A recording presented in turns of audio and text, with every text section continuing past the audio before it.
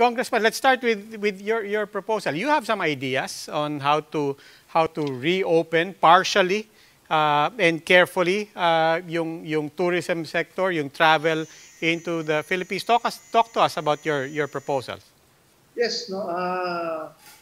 I've researched ilang tao na nababakunahan sa buong mundo, and there's about 1 billion at this point, April 2030, na there's 1 billion out there na fully vaccinated, no? 100 million sa US. In fact, sabi ni President Joe Biden, by July 4th, the US will now be COVID-free. They'll celebrate the 4th of July without masks, no? So these are 300, 400 million Americans.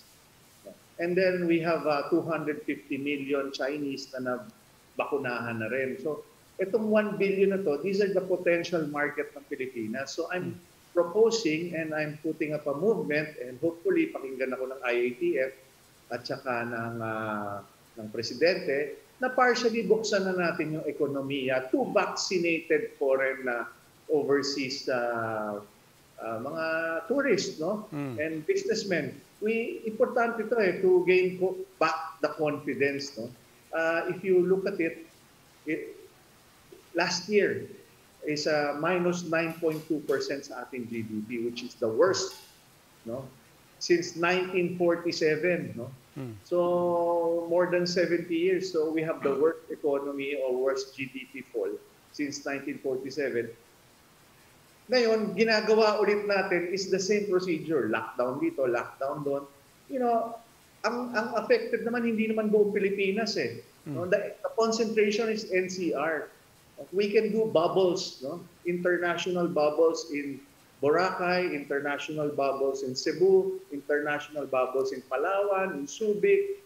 You know, we only need 500,000 tourists a month, or about 6 million, and our economy will now churn. Iikot na yung ekonomiya natin.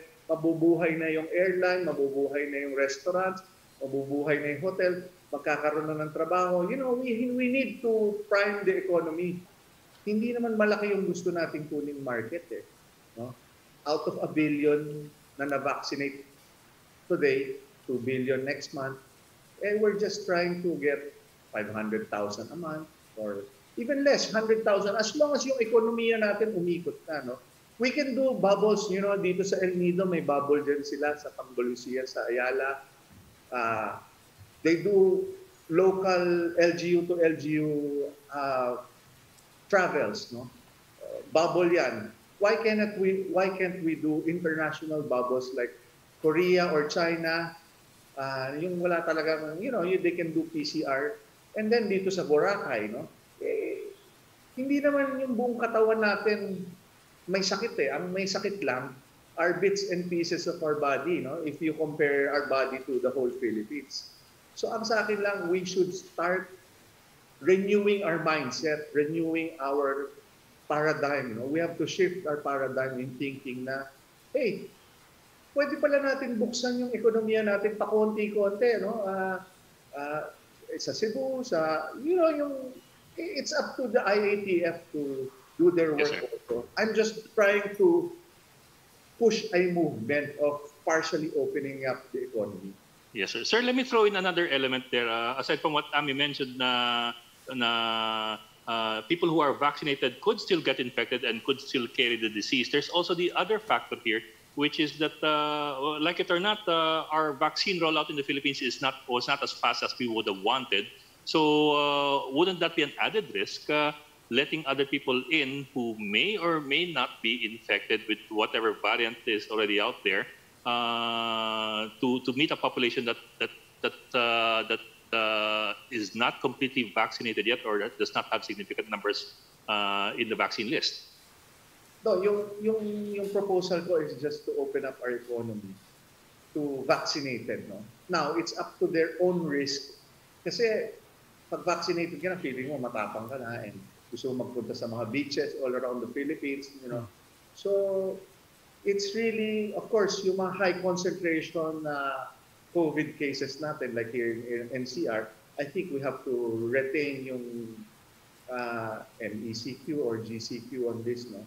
But the other parts of the country, we have to open up. Congressman, I don't think anybody will debate or counter you on the need and the desperation of a lot of people to get the economy back on its feet. But in the meantime, there is still the pandemic, and in the meantime, even here, I mean, for the past 2 weeks, kausap namin healthcare workers, hospital administrators, LGUs, pare-pareho ang tanong nila. Sabi nila meron bang nagbago since nag-lockdown and hanggang ngayon? And they're saying things like contact tracing, mahina pa rin. We need to bring our capacity for the hospitals back to a healthy state. And yun yung punto nila. Do you actually feel that everything is in place in case magkakaroon pa rin ng mga kaso? Can we actually deal with these things?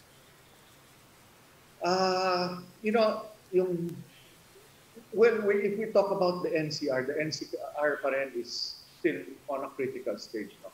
I'm talking about opening up the country on different parts of outside of NCR. No? But NCR, I think, yung mga tourists, ang bubble naman magagawa mo dito sa NCR are just the casinos. Or, kung may mga negosyo sila, the stock market has been down since March. Kung i-open up mo naman yung ekonomiya natin sa mga business sectors like business visits, that will spring naman yung investor confidence and the foreign direct investments. No? Pero ako, outside of NCR, let's open up as many tourist destinations and as many international bubbles as possible. Para ang visa lang nila doon lang.